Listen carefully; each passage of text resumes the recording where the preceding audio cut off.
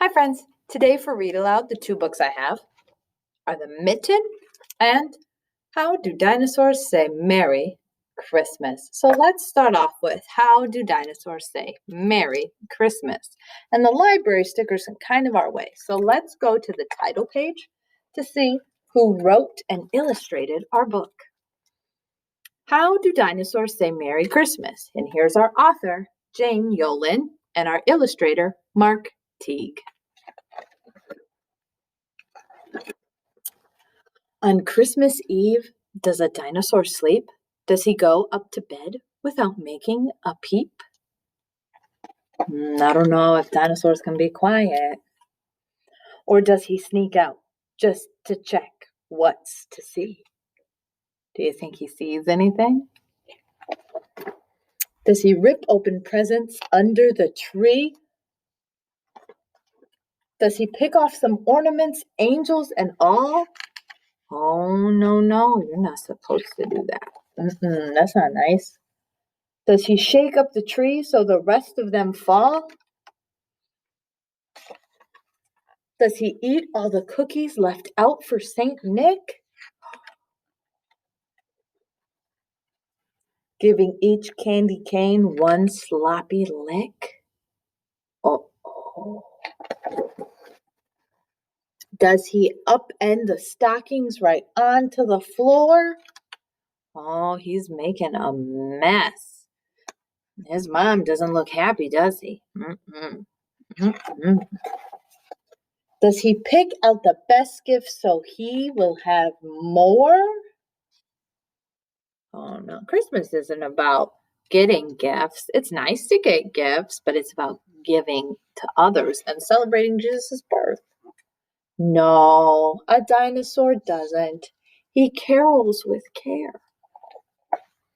He helps trim the tree so no branches are bare. Trimming the tree, they're not actually cutting at the tree, they're decorating the tree. That's what it's called at Christmas time, trimming the tree.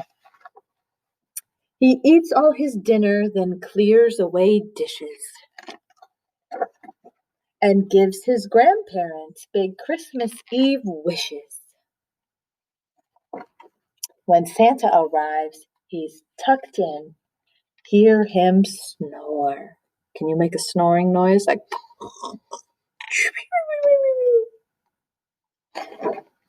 Merry Christmas, you good dinosaur. And our other book that we have today is The Mitten, and it's by Jan Brett.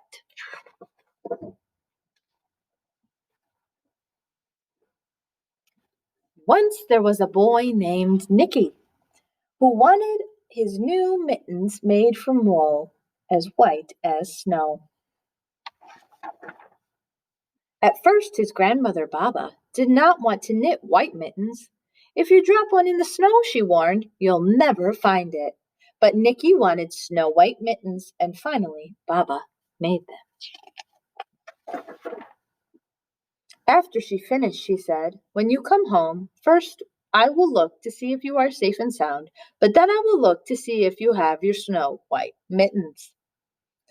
So off went Nicky, and it wasn't long until one of his new mittens dropped in the snow and was left behind.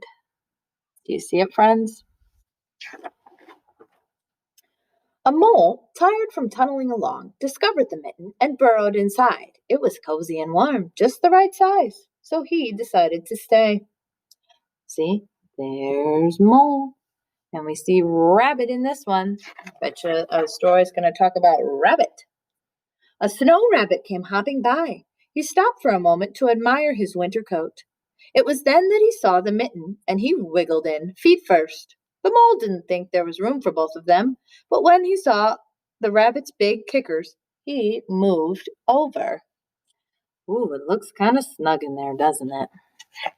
Oh, I think it's a hedgehog, but we'll have to see. Next, a hedgehog came snuffling along. Having spent the day looking under wet leaves for things to eat, he decided to move into the mitten and warm himself.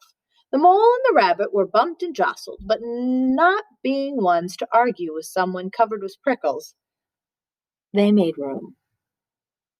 Oh, now we're going to hear about our friend Owl.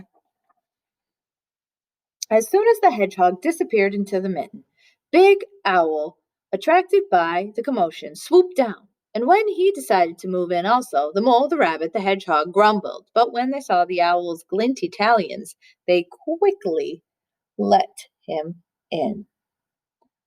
That mitten is getting super stretched.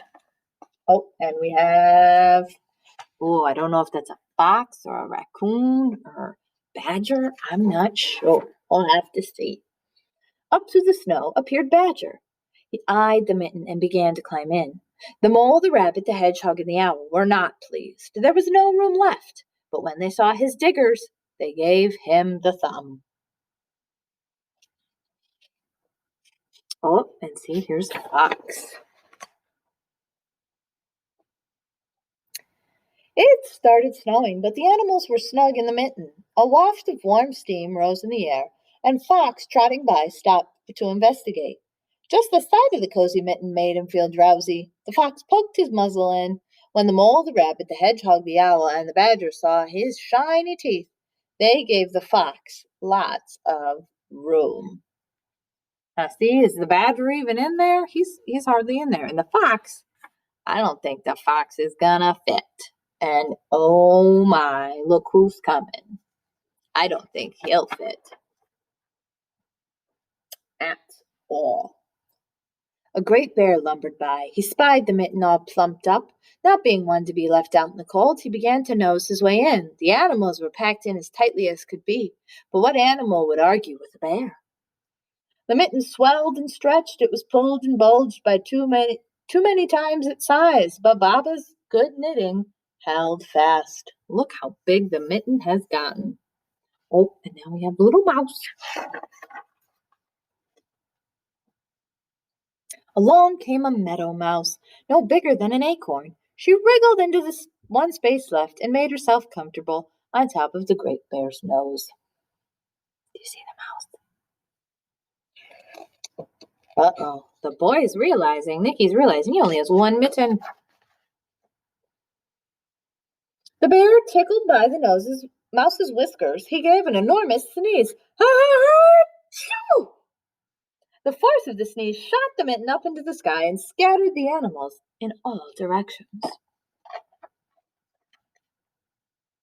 On his way home, Nicky saw a white shape in the distance. It was the lost mitten, silhouetted against the blue sky. As he ran to catch his snow-white mitten, he saw Baba's face in the window. She looked to see if he was safe and sound, and then she saw that he still had his two new mittens.